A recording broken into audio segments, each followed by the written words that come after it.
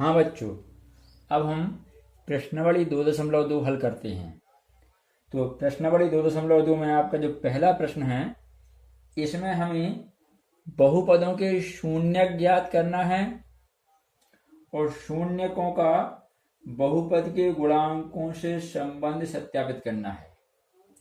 तो शून्यक, ठीक है, शून्यक का मतलब होता है बहुपद में जो भी चर आपका दिया हुआ है x, उस चर के वे मान जिनको बहुपद में रखने से इसका मान शून्य हो जाए।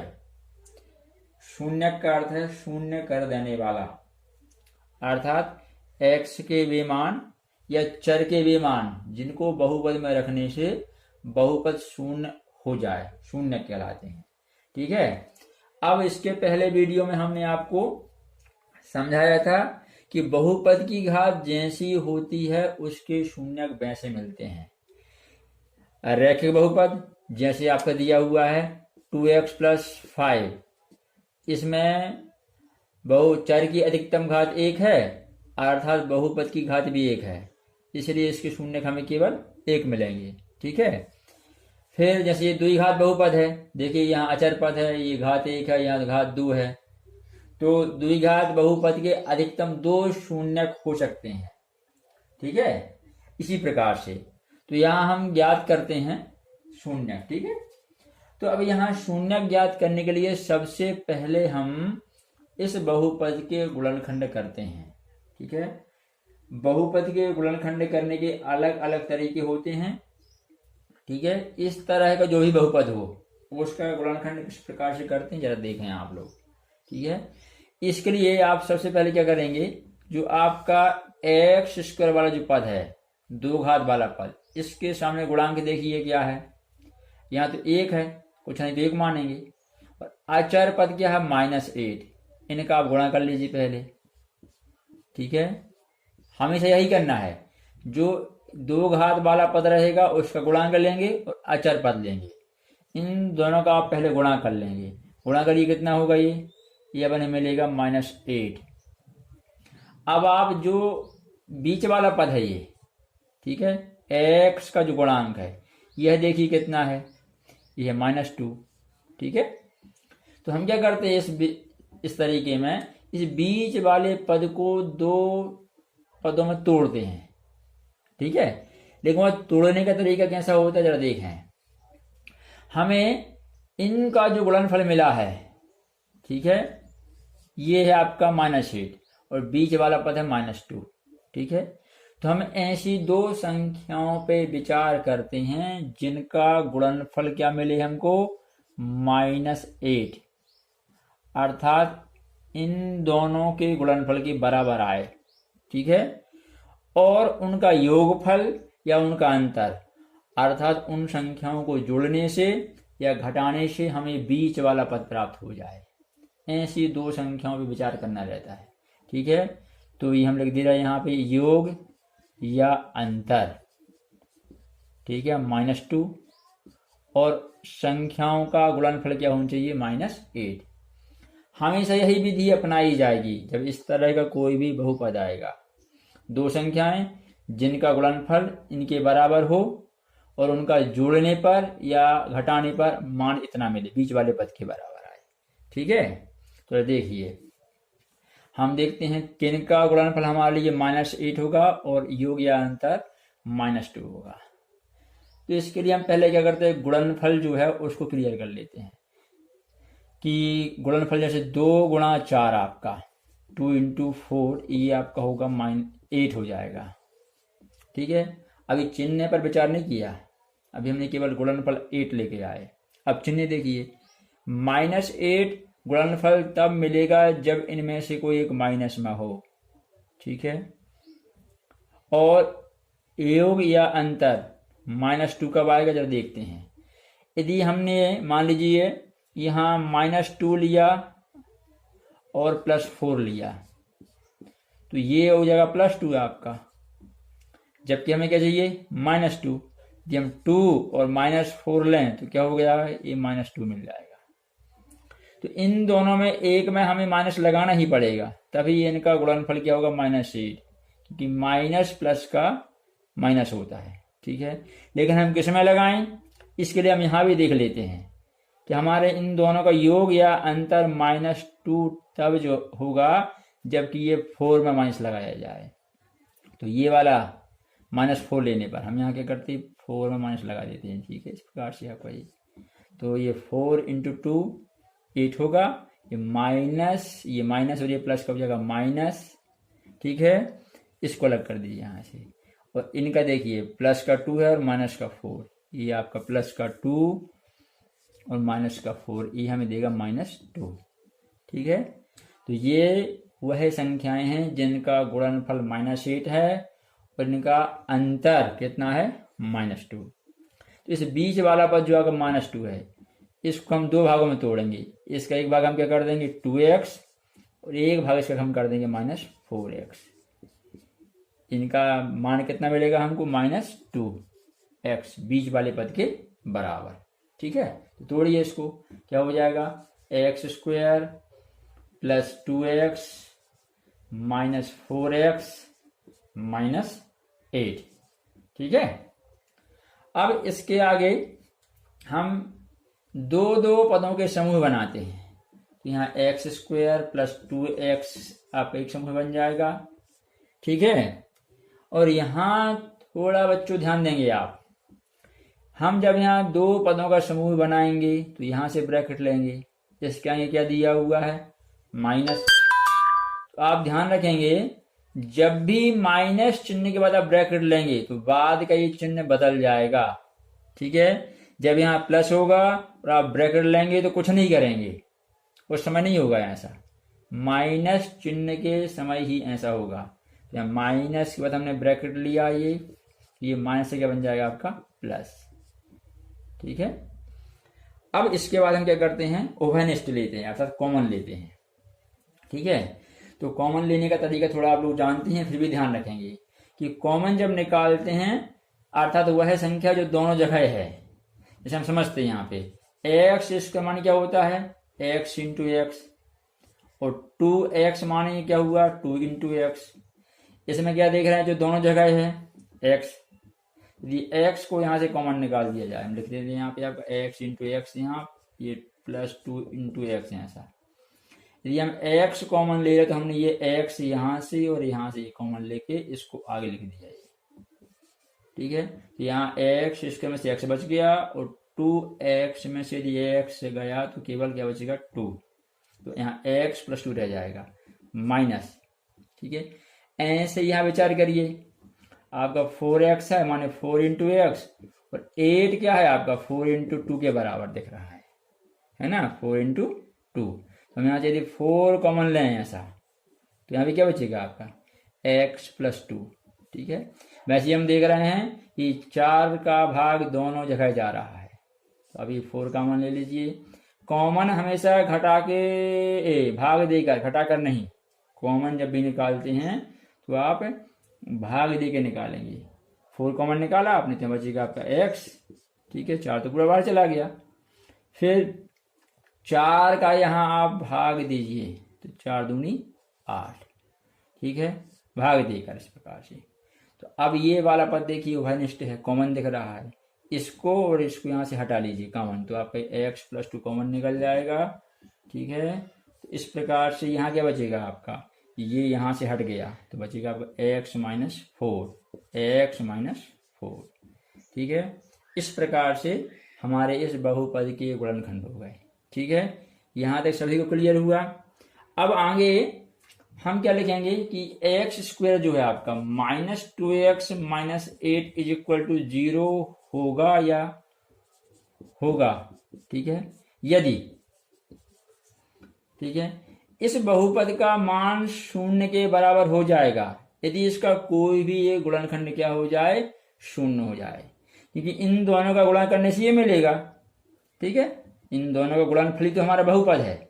यदि इनमें से एक भी गुणनखंड 0 हुआ तभी हमें उस बहुपद का मान भी क्या मिलेगा, 0 मिलेगा।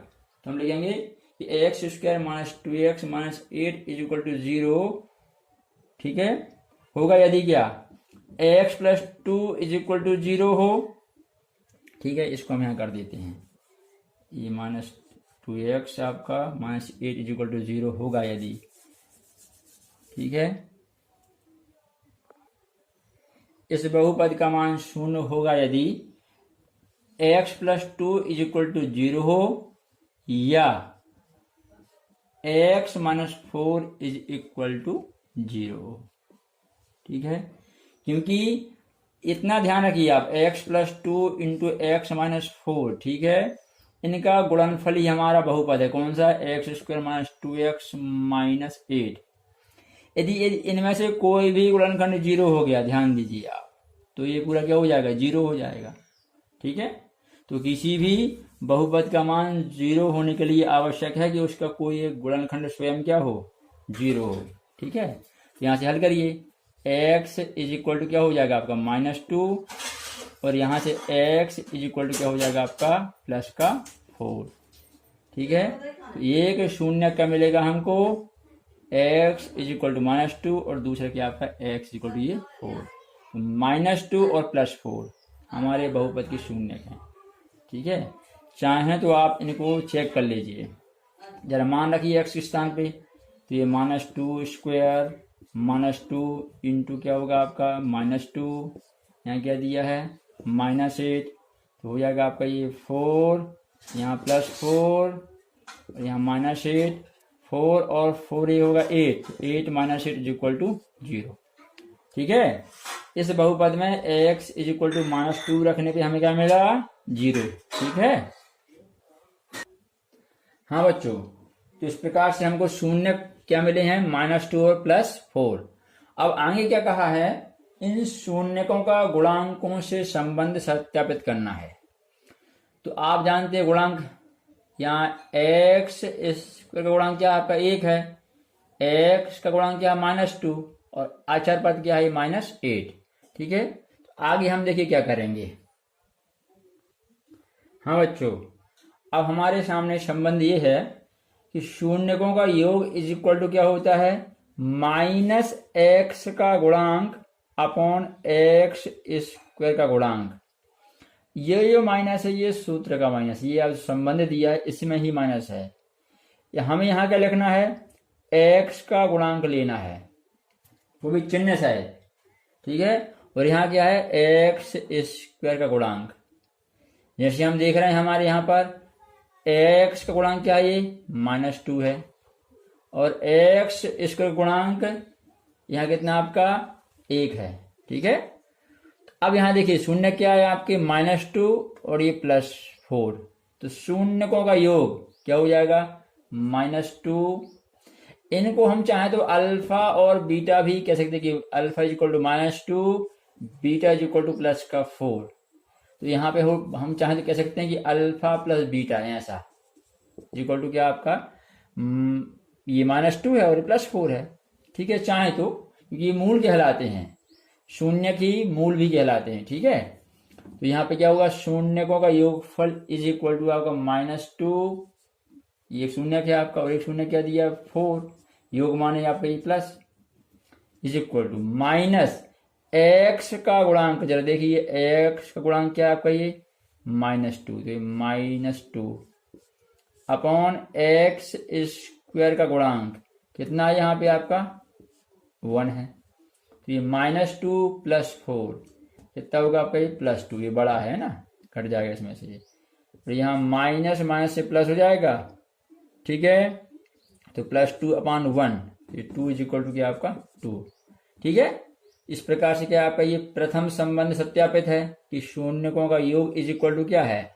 -x का गुणांक अपॉन x स्क्वायर का गुणांक, ठीक है।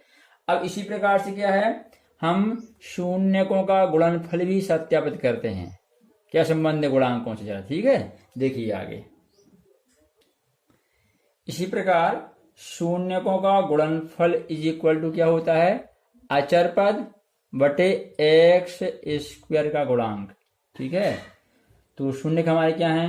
-2 और 4, गुणनफल ले लीजिए इनका, इज इक्वल टू अचर पद क्या है यहाँ? ये -8 अपॉन आपका x स्क्वायर का गुणांक कितना? ये 1, इंटू करिए 4 इंटू 2 क्या होगा आपका ये 8 माइनस प्लस से ये माइनस और -8/1 -8।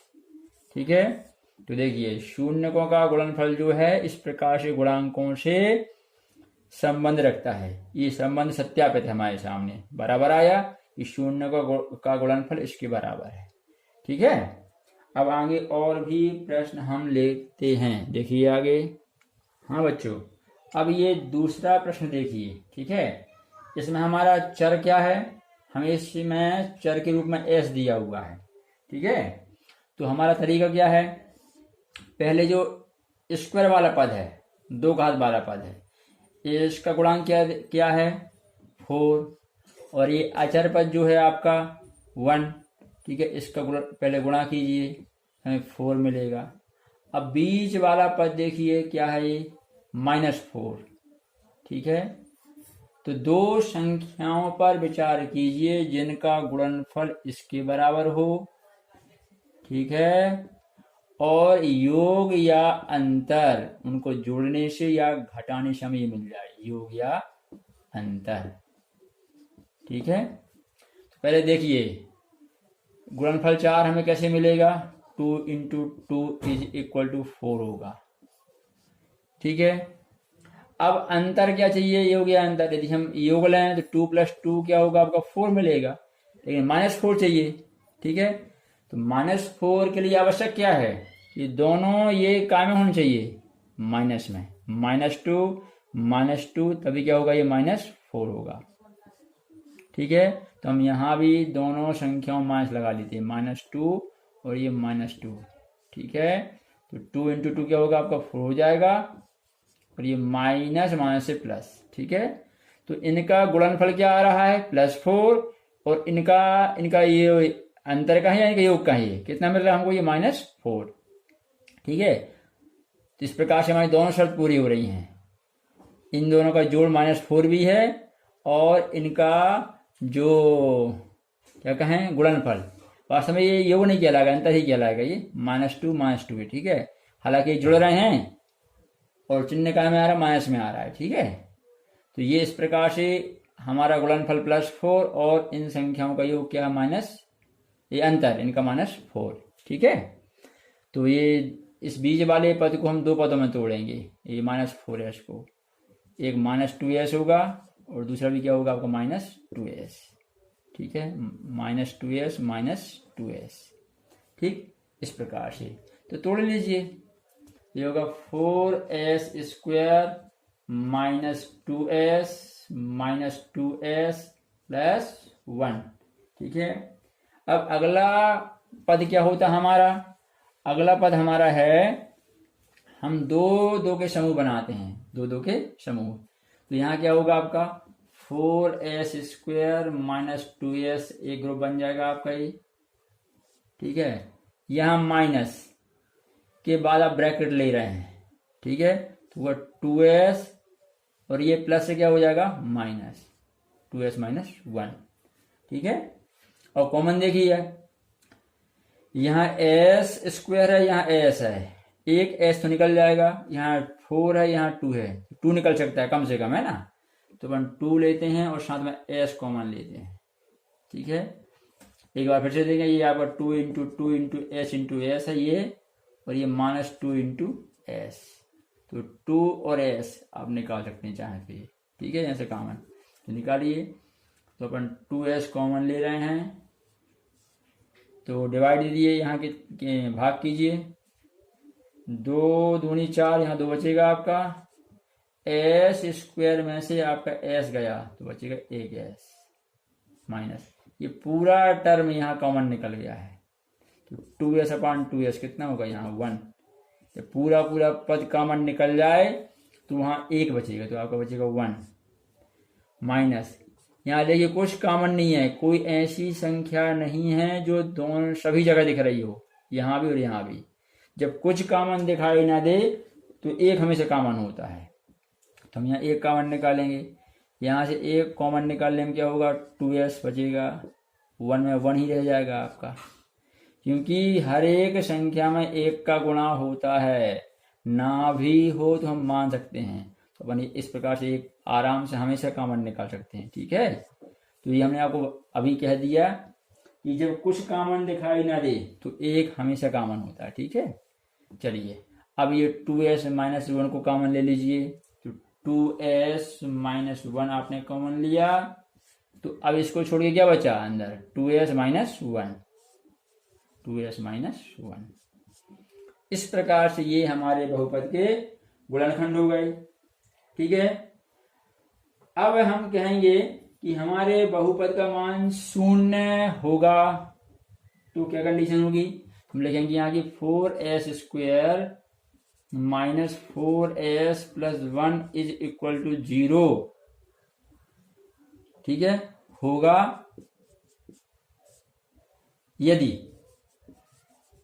इसका कोई भी गुणनखंड क्या हो जाए, 0 हो। ये 0 है माने इस गारंटेड है कि इसका कोई ना कोई गुणनखंड 0 होना ही चाहिए। ठीक है, तो यदि बहुपद का मान 0 होगा तो 2s - 1 = 0 होना चाहिए पहला गुणनखंड आपका। या फिर दूसरा गुणनखंड भी क्या दिया, 2s - 1, इसको हम यहाँ हल कर ले रहे हैं। 2s - 1 = 0। ठीक है, या दूसरा गुणनखंड भी क्या है आपका, 2s - 1। 2s - 1 = 0। हल कीजिए, यहाँ से 2s = आपका +1 हो जाएगा माइनस से, s = 1/2। यहाँ भी क्या होगा आपका, 2s = 1, s = 1/2। इस प्रकार से दोनों शून्य कैसे हो गए आपके, ये बिल्कुल एक समान आ गए, 1/2 1/2। ठीक है, हमने पहले भी कहा था इनको हम अल्फा बीटा से भी दर्शा सकते हैं, अल्फा = 1/2, बीटा = 1/2। ठीक है, कोई दिक्कत नहीं है। अब आगे क्या है, इन शून्यकों का गुणांक से संबंध सत्यापित करना है। यहाँ s² का गुणांक क्या है, 4। यहाँ s का गुणांक क्या है, -4, चिन्ह सहित लेना है। अचर पद क्या आपका 1। ठीक है, तो आगे देखिए अपन सूत्र लगाते हैं जो अभी बताए थे हमने आपको। हाँ, शून्यकों का योग = क्या होता है, -x का गुणांक अपॉन x² का गुणांक। तो यहाँ हमारे में x नहीं है, क्या है आपका s, तो आप यहाँ बदल दीजिए s, और यहाँ क्या हो जाएगा आपका s² का गुणांक। ठीक है, यहाँ एक बात ध्यान रखेंगे, आप चाहें तो हमने अभी कहा था कि सूत्र लगा के हल कर लें। कैसा, ये 4s² - 4s + 1 दिया हुआ है, इसको यदि हम तुलना कैसे करें बहुपद के व्यापक स्वरूप से, तो क्या होगा आपका ax², ठीक है, + bx + c। ठीक है, तो यहाँ आपका a क्या हो जाएगा, ये 4, b क्या हो जाएगा आपका -4, और c क्या हो जाएगा आपका 1। ठीक है, अब यहाँ यदि हम बात करें तो आपके सूत्र में क्या था आपका, -x का गुणांक अपॉन x² का गुणांक। तो हमारे में आ देखिए x का गुणांक क्या है, b, तो -b, ठीक है, upon a, -b upon a। क्योंकि ये क्या है आपका x² का गुणांक a है और x का गुणांक b है। ठीक है, और ये क्या होता है, शून्यकों का योगफल। तो शून्य का यदि हम अल्फा बीटा माने तो ये पहला आपका अल्फा, दूसरा क्या आपका बीटा, तो अल्फा + बीटा = -b/a। ठीक है, ऐसा भी हम कह सकते हैं, शून्य की पहला, ये दूसरा, इनका योगफल। ये आपका कौन सा है, x वाले टर्म का गुणांक है और ये x² गुणांक है। ठीक है, ऐसा भी हम कर सकते हैं। अभी हम क्या है, जैसे हमें चर दिए हम वैसे ही हल कर रहे हैं। ठीक है, चलिए आगे। तो इस प्रकार से क्या है, ये हो जाएगा -s का गुणांक अपॉन s² का गुणांक। ठीक है, ये पहले रखिए आप, शून्य क्या हमारे 1/2, ये 1/2 योग, तो ये प्लस कर दीजिए = -s का गुणांक देखिए क्या है यहाँ पर, ये -4, माइनस ये -4 आपका अपॉन s² का गुणांक, तो क्या है गुणांक यहाँ पे आपका प्लस 4 है। ठीक है, अब यहाँ एलसीएम लेके हल कीजिए, चाहे सीधी कर लीजिए। 1/2 क्या होता है? आधा। ये भी 1/2 आधा है। आधा और आधा कितना होगा आपका? 1। यहाँ माइनस माइनस से हो जाएगा प्लस 4/4। ठीक है, ये कैंसिल हो जाएगा आपका 1/1। 1 इज इक्वल टू 1। ठीक है, इस प्रकार से शून्यकों का योग इज इक्वल टू ये माइनस एस का गुणांक अपान एस स्क्वायर का गुणांक। ठीक है, इसी प्रकार आप शून्यकों के गुणनफल को भी सत्यापित कर लीजिए। ठीक है, तो हम लिख सकते हैं यहाँ पे शून्यकों का गुणनफल, ठीक है, इज इक्वल टू क्या होता है? अचर पद अपॉन एक्स स्क्वायर का गुणांक इज इक्वल टू गुणनफल क्या है? शून्यक 1/2।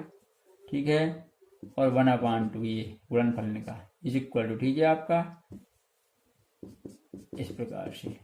अचर पद देखिए क्या है? ये एक एक्स स्क्वायर तो यहाँ है नहीं, क्या आपने में यहाँ है एस, तो एस स्क्वायर का गुणांक। ठीक है, कितना दिया यहाँ? 4। 1 इंटू 1 का 1 हो जाएगा, 2 इंटू 2 क्या? 4। 1/4 इज इक्वल टू 1/4। ठीक है, तो इस प्रकार से संबंध यहाँ पर सत्यापित है। ठीक है, आगे देखिए। हाँ बच्चों, अब इस क्वेश्चन में आपको हम गुणनखंड करना बस बता दे रहे हैं, आगे आप लोग हल कर लेना। ठीक है, तो सबसे पहले प्रश्न में ध्यान दीजिए। यहाँ चर की घात 2 है, यहाँ देखिए अचर पद आ गया माने 0, यहाँ घात कितनी है? 1। पहले इसमें क्या समस्या है कि यह अपने मानक रूप में नहीं है। पहले क्या होगा? 2 वाली घात, फिर 1 वाली, फिर 0 वाली। चर की घातें या तो बढ़ते क्रम में हो माने आरोही क्रम में, या घटते क्रम में हो अर्थात अवरोही क्रम में, वही आपका मानक रूप कहलाता है। ठीक है, तो हम यहाँ क्या करते हैं? पहले इसको मानक रूप में लिखते हैं, फिर हल करेंगे। तो 6x², ये -7x पहले जाएगा आपका, और -3। ठीक है, अब आगे आपका जीरो क्यों रहेगा? पहले आप ये द्विघात वाले पद का गुणांक देखिए क्या है? 6 है। अचर पद क्या है? ये -3, इनका गुणा कीजिए, ये होगा आपका माइनस का 18 है। 6 18 और प्लस माइनस से माइनस। अब बीच वाला पद क्या है? -7। तो दो संख्याएं जिनका गुणनफल क्या हो? -18 हो, और उनका योग या अंतर उनको जोड़ने से या घटाने से हमें ये मिल जाए, योग या अंतर। ठीक है, तो जरा देखिए आप, गुणनफल 18 कहाँ कहाँ मिलेगा आपका? ये तो 6 गुणा 3 ही 18 होता है। ठीक है, और 9 गुणा 2 भी 18 होता है। अब 6 3 18 तो ठीक हम पहले लिख चुके हैं, लेकिन 6 में 3 जोड़ें तो 9 होगा, और 6 में से 3 घटाएं, 6 धन 3 ये 9 होगा, और 6 में से 3 घटाएं तो कितना होगा? ये 3।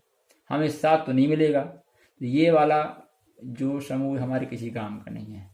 ठीक है, यहाँ देखते हैं अपन, 9 गुणा 2 18, और 9 में से 2 यदि घटाएं तो 7 मिलेगा।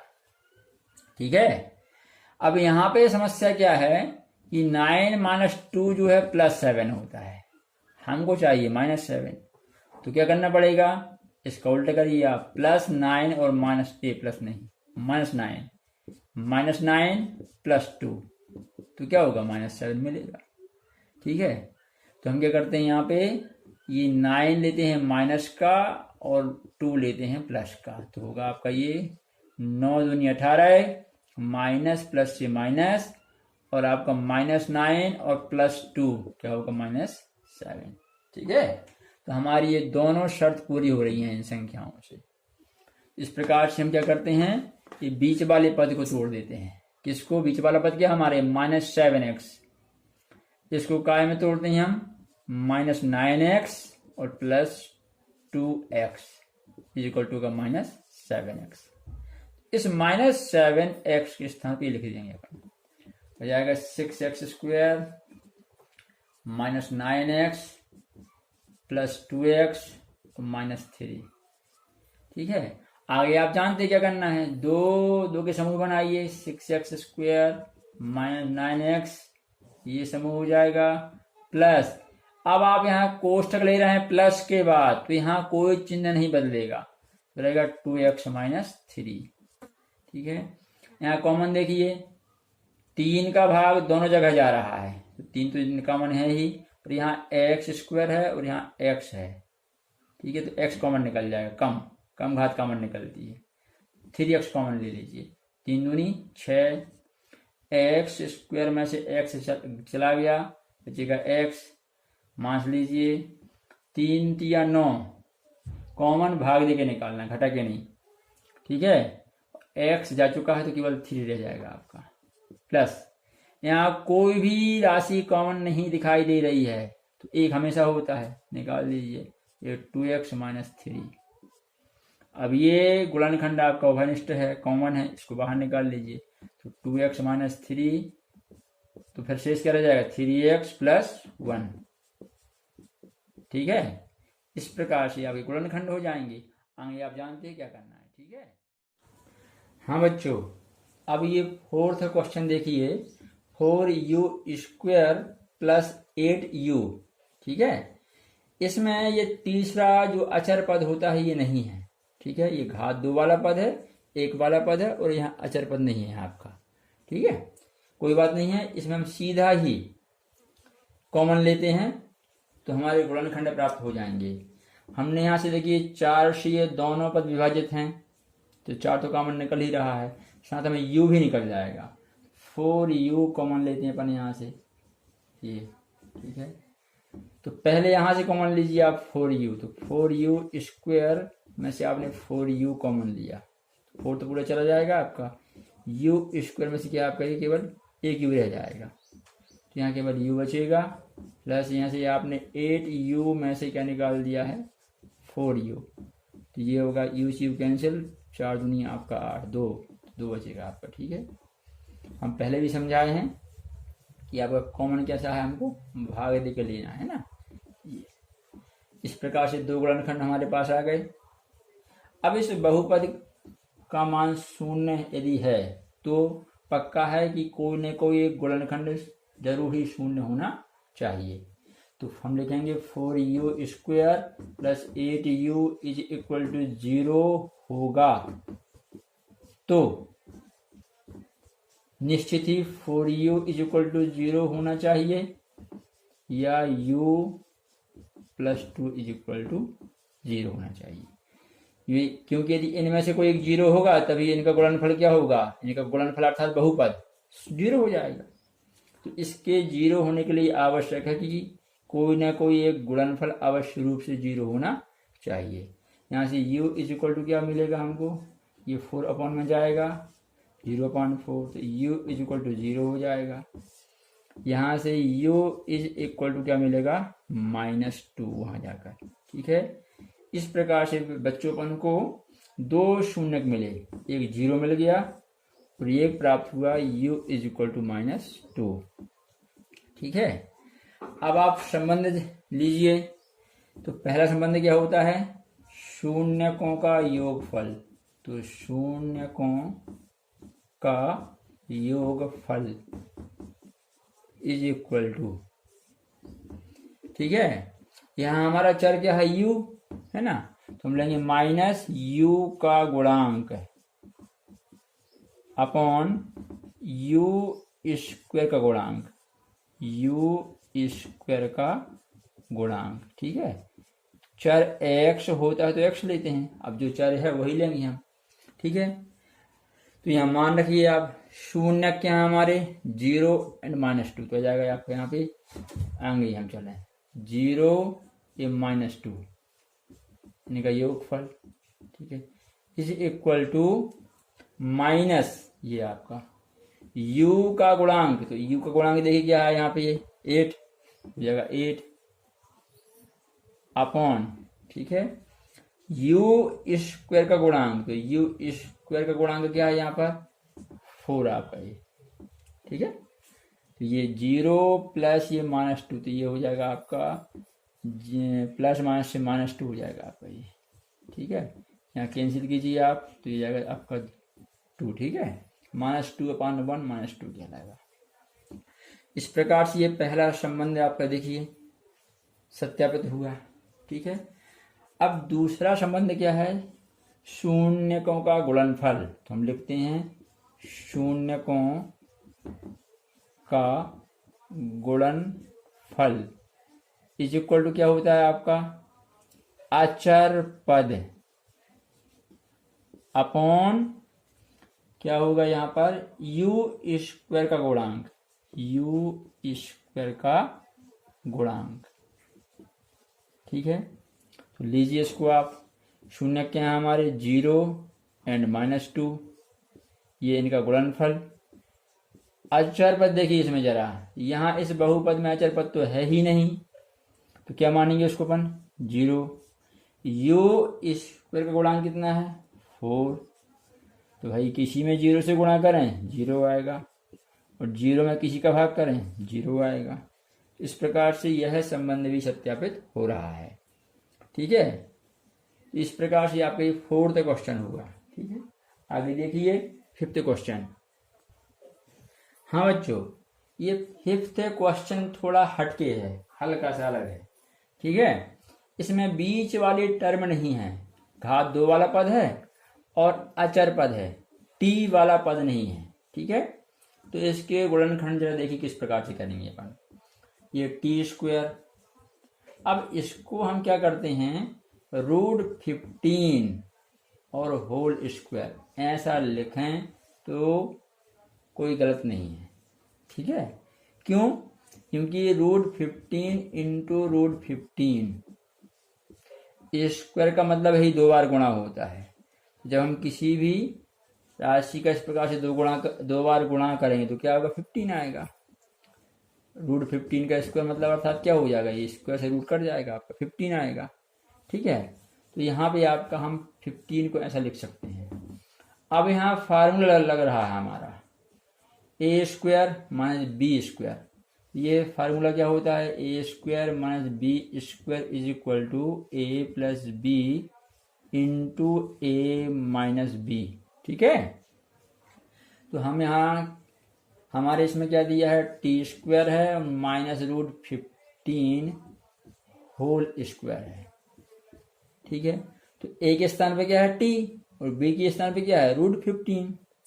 आप भी क्या करेंगे, यहाँ क्या हो जाएगा, एक बार a + b अर्थात t + √15 हो जाएगा आपका ये। नेक्स्ट टर्म में क्या हो जाएगा, t - √15 हो जाएगा, ठीक है। इस प्रकार से गुणनखंड क्या होंगे आपके, t + √15 इंटू t - √15, ठीक है। ये आपके फैक्टर्स हो गए, ठीक है।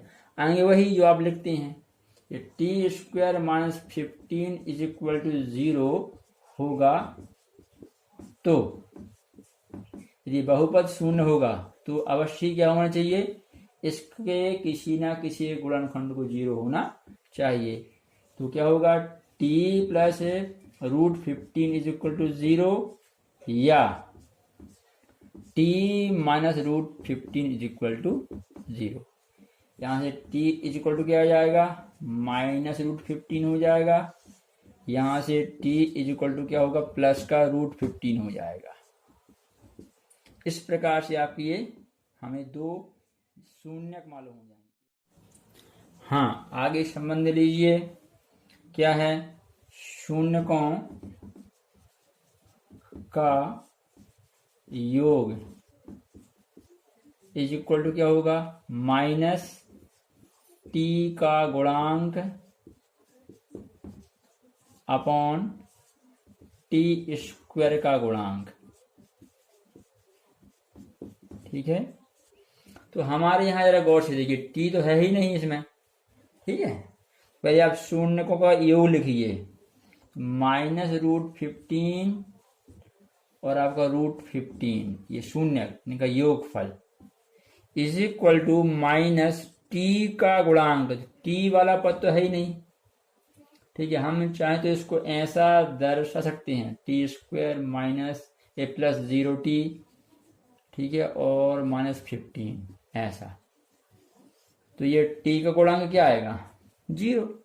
ठीक है, तो ये आपका 0 हो जाएगा। जो पद ना हो उसका गुणांक क्या होगा, 0 अपॉन टी स्क्वायर का गुणांक कितना, देखिए जरा यहाँ पे आप कुछ नहीं लिखा तो क्या मानते हैं हम, 1। ठीक है, इस प्रकार से ये आपका क्या हो जाएगा, ये कैंसिल हो जाएंगे, ये आ जाएगा 0 और 0 अपॉन 1 क्या होगा आपका 0, और 0 तो प्लस माइनस होता नहीं है, तो 0 इज इक्वल टू 0। ठीक है, इसी प्रकार से हम लेते हैं शून्यकों का गुणनफल। तो शून्यकों का गुणनफल, ठीक है, इज इक्वल टू क्या होता है, ये होता है आपका अचर पद अपॉन हो जाएगा टी स्क्वायर का गुणांक। ठीक है, तो शून्य क्या हमारे -√15 और एक और शून्य क्या है √15 आपका, ये इनका गुणनफल। ठीक है, इज इक्वल टू अचर पद, देखिए ये आपका अचर पद ही है, -15 आपका अचर पद है अपॉन टी स्क्वायर का गुणांक कितना है, 1 अभी लिया था हमने।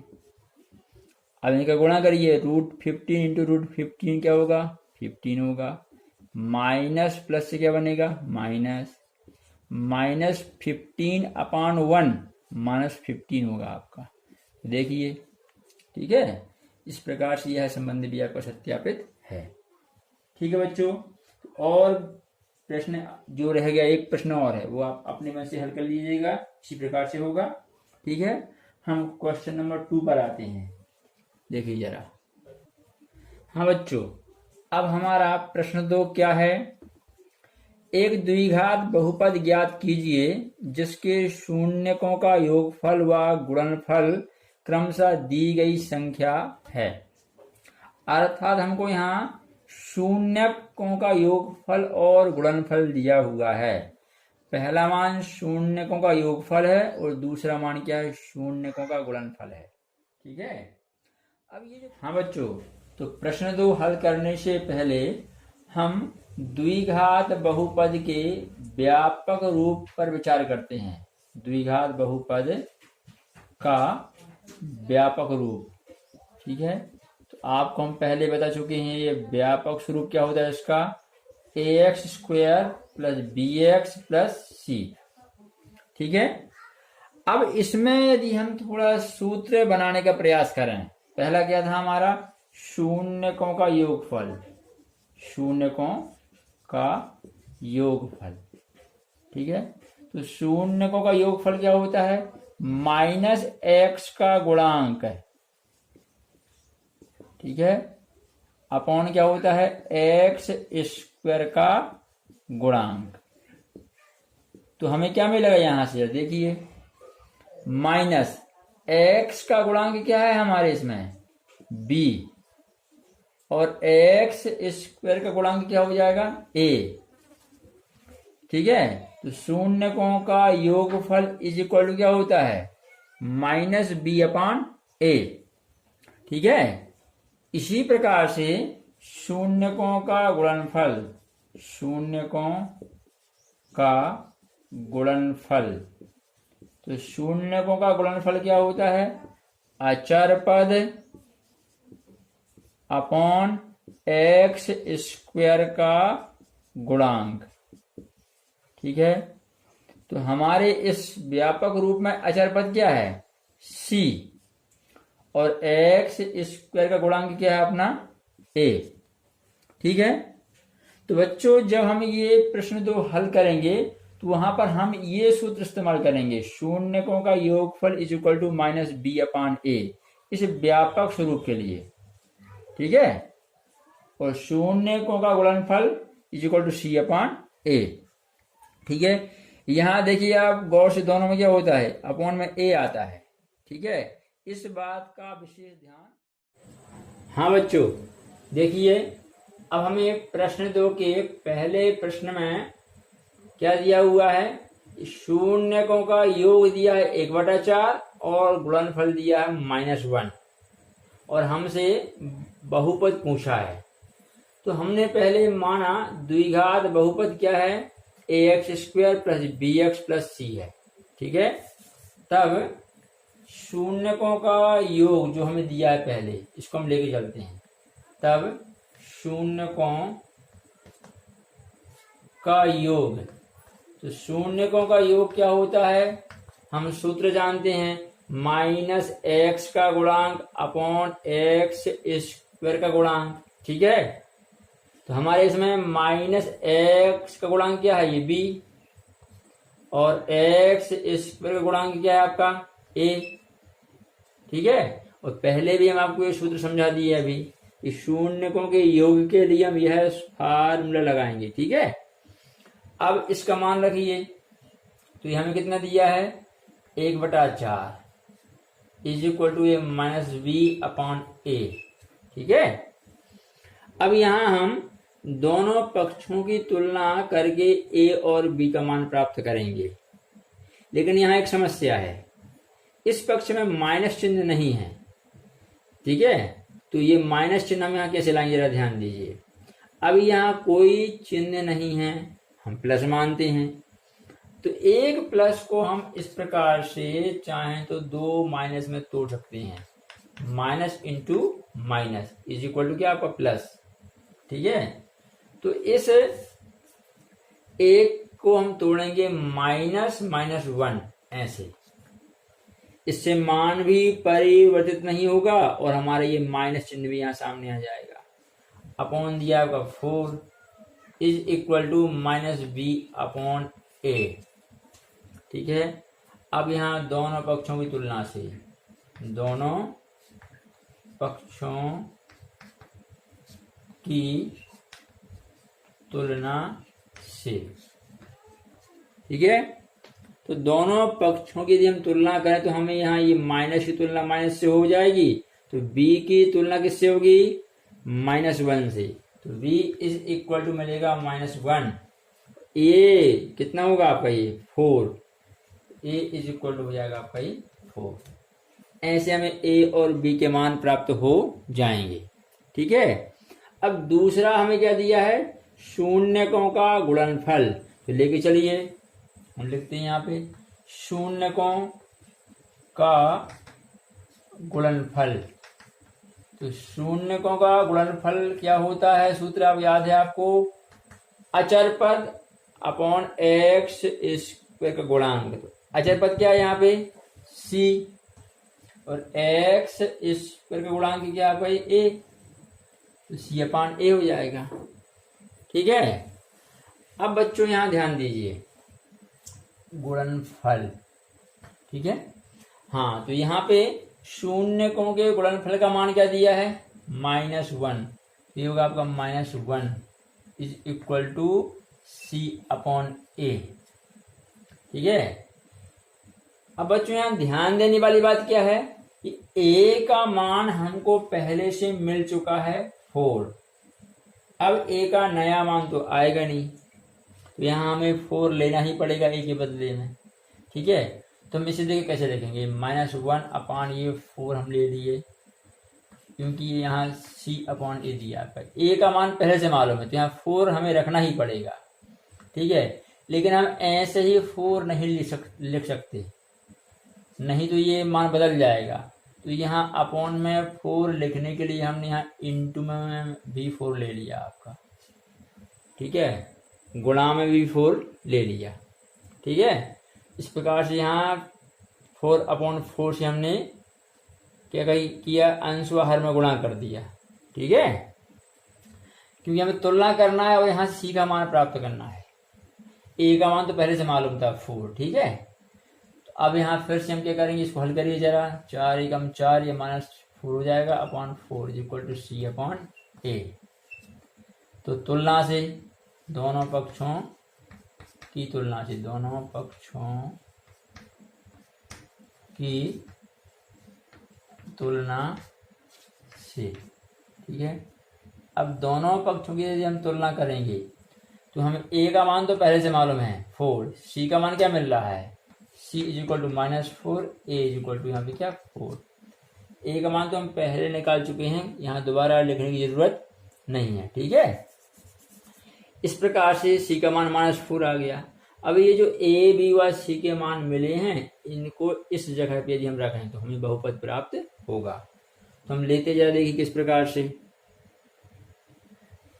अब ठीक है, अब ax² plus bx plus c में ए बी व सी के मान रखने पर, ठीक है, रखिए a का मान क्या प्राप्त हुआ है 4, तो यहाँ 4 रखेंगे तो क्या आ जाएगा 4 फिर x² प्लस b का मान क्या मिला है -1, तो ये प्लस लीजिए, b के स्थान पे -1 इंटू क्या आपका x प्लस c का मान क्या है ये -4, तो हो जाएगा -4।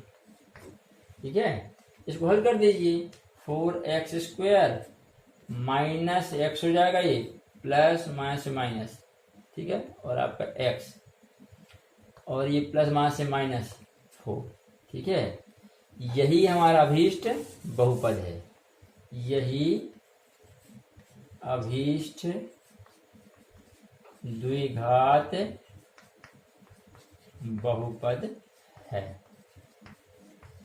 ठीक है, इस प्रकार से हम द्विघात बहुपद प्राप्त करेंगे शून्यकों के योगफल व गुणनफल से। ठीक है, आगे और प्रश्न देखिए।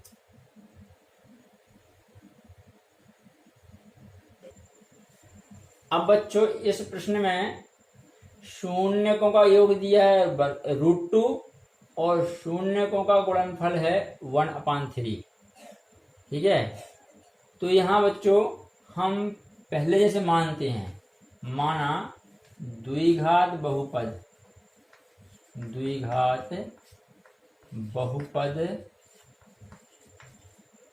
ax² plus bx plus c है। ठीक है, तब शून्यकों का योग इक्वल टू क्या होता है -b/a। ठीक है, अब आप शून्यकों का योग क्या दिया जरा ध्यान दीजिए हमें, √2, ठीक है, इक्वल टू -b/a। ठीक है, अब बच्चों इस सवाल में थोड़ा ध्यान देने वाली बात है, पहले पद के माने शून्यकों के योग के अपॉन में कुछ नहीं दिया, लेकिन गुणनफल वाले पद में दिया है क्या 3। तो हम क्या करते हैं, थोड़ा इसको ही रोक देते हैं, यहाँ हम गुणनफल पहले लेके हल कर रहे हैं ना, एवं लिखते हैं हम, एवं शून्यकों का गुणनफल। तो शून्यकों के गुणनफल का फार्मूला क्या होता है आपका, ये होता है c/a, तो इक्वल टू हो जाएगा ये c/a। ठीक है, तो बच्चों यहाँ मान रखो शून्यकों का गुणनफल क्या दिया है 1/3 है आपका, यहाँ इक्वल टू यहाँ c/a। ठीक है, यहाँ तुलना की जाए तुलना से। ठीक है, तो c इज इक्वल टू क्या मिल रहा है हमको 1 मिलेगा, और a इज इक्वल टू क्या मिलेगा आपको 3 मालूम हो जाएगा। ठीक है, तो a का मान यहाँ 3 मिल रहा है और यहाँ अपॉन में कुछ नहीं, जरा ध्यान दीजिए आप। ठीक है, तो हम यहाँ a का मान ये 3 ही लेके आएंगे यहाँ पर। ठीक है, इसके लिए हम क्या करें, अपॉन में 3 ले लें और इंटू में 3 ले लें। ठीक है, तो यहाँ आगे हल करते हैं माइनस, ठीक है, आपका ये v/a, ये √2 अपॉन में 3 लिया हमने और इंटू में 3 ले लिया, ऐसे हमारे a का मान 3 यहाँ भी फिक्स हो जाएगा, जो पहले मिल चुका है। ठीक है, अब एक समस्या और है तुलना करने के लिए, यहाँ माइनस दिया है और यहाँ माइनस नहीं है।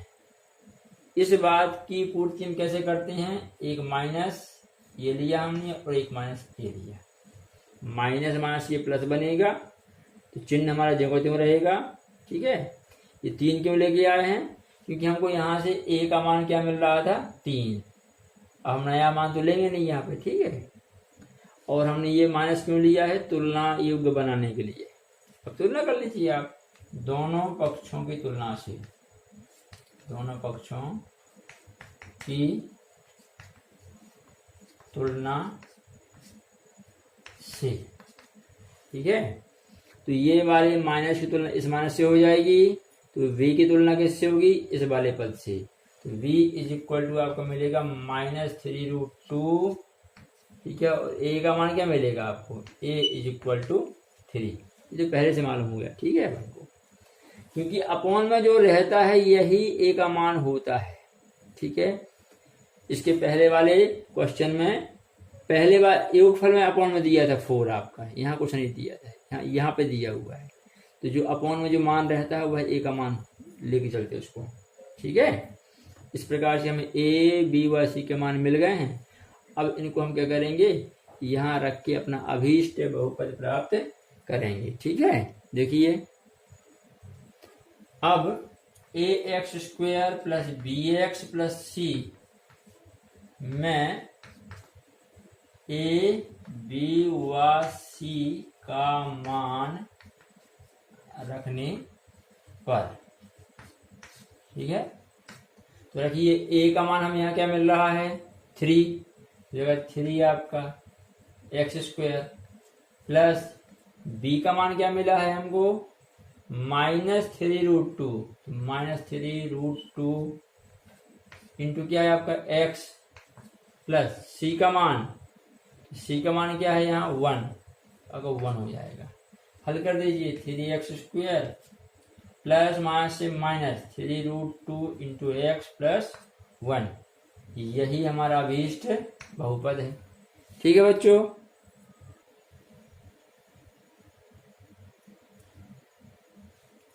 हाँ बच्चों, अब हमारा ये तीसरा प्रश्न है। शून्यकों का योगफल 0 है और शून्यकों का गुणनफल क्या दिया है? √5, ठीक है। तो अब लीजिए, माना हमने यहाँ द्विघात बहुपद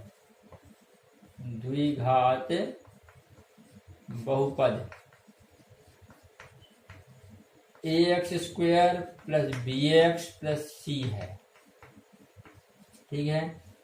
तब शून्यकों का योग क्या होता है? फार्मूला -b/a, ठीक है। तो हमारे यहाँ पे शून्यकों का योग क्या दिया है? 0 इज इक्वल टू -b/a। अब बच्चों यहाँ क्या है? इसके अपॉन में कुछ है नहीं, हम क्या करेंगे? यहाँ अपॉन में यहाँ 1 ले लेंगे, ठीक है। और तुलना करने के लिए यहाँ 0 भी लगा दें, कोई दिक्कत नहीं है, ठीक है। क्योंकि जो 0 होता है वो ना तो प्लस होता है ना माइनस होता है, उसमें यदि हम प्लस भी लगा दें या 0 से कोई नुकसान नहीं है हमारा। हमने ऐसा क्यों किया? इसमें दोनों पक्षों की तुलना हो सके। तो तुलना से, ठीक है, तुलना से माइनस की तुलना माइनस से हो जाएगी और b की तुलना किससे होगी? 0 से। तो b is equal to 0। a का मान क्या मिलेगा? 1, ठीक है। अब इसी प्रकार से हम लेते हैं क्या? शून्यकों का गुणनफल। शून्यकों का गुणनफल ये होता है c/a। तो गुणनफल दिया कितना है? √5 c/a। a का मान हमें पहले से क्या मालूम है? 1 हम लिए हैं, ठीक है। कुछ नहीं था, अपॉन में हम 1 मान सकते हैं, ठीक है। तो यहाँ भी हम क्या है? 1 लिख लें, कोई दिक्कत नहीं है, ठीक है। तो बच्चों यही ध्यान क्या देना है? जिन प्रश्नों में अपॉन में कुछ नहीं दिया है वहां आप 1 मान लेंगे, तो दोनों जगह 1 मानेंगे। देखिए आप, इससे आपका a का मान क्या होगा? 1 मिल जाएगा आपको, ठीक है। अब तुलना कीजिए, तो तुलना से c इज इक्वल टू क्या हो जाएगा? √5। a इज इक्वल टू 1 तो पहले से मालूम है हमको, ठीक है। अब इन मानों को आप द्विघात समीकरण में रख देंगे, ठीक है। तो द्विघात समीकरण क्या होता है हमारा? ax² plus bx plus c, इसमें रखिए a का मान क्या मिला है 1, ठीक है, तो होगा आपका 1x², ठीक है। अभी हम हल कर दे रहे हैं आपका 1 इंटू ये, ठीक है, प्लस b का मान क्या मिला है आपको 0, तो 0 इंटू यहाँ पे क्या x, प्लस c का मान क्या है √5, हल करने से आएगा ax² रहेगा आपका 0x, तो ये वाला पद नहीं आएगा, केवल √5 बस बच जाएगा, तो ये आपका अभीष्ट बहुपद हो जाएगा ax² प्लस √5, ठीक है। हाँ बच्चों, अब ये 5th क्वेश्चन में शून्यकों का योगफल क्या दिया है -1/4 और गुणनफल दिया है 1/4, ठीक है। यहाँ दोनों के अपॉन में क्या है 4, और जो अपॉन में हो तो वही हमारे क्या होता है a का मान होता है, ठीक है, चाहे वह पहले पद में दिया हो, चाहे दूसरे में दिया हो, चाहे वह दोनों पद में दिया हो। यहाँ बड़ा आसान है, ये दोनों में हमें क्या पहले से a का मान दिख रहा है, ठीक है। तो हमने माना द्विघात बहुपद ax² plus bx plus c है, तब शून्यकों का योग क्या होगा -b/a, ये वैल्यू आप रखिए यहाँ पर, ठीक है। तुलना स्पष्ट हो रही है, पूरी व्यवस्था पहले से है तुलना से, ठीक है। तो यहाँ क्या होगा b = क्या मिल जाएगा हमको 1 और a = हो जाएगा आपका 4, ठीक है। इसी प्रकार हम गुणनफल लेके हल कर लेंगे, ठीक है।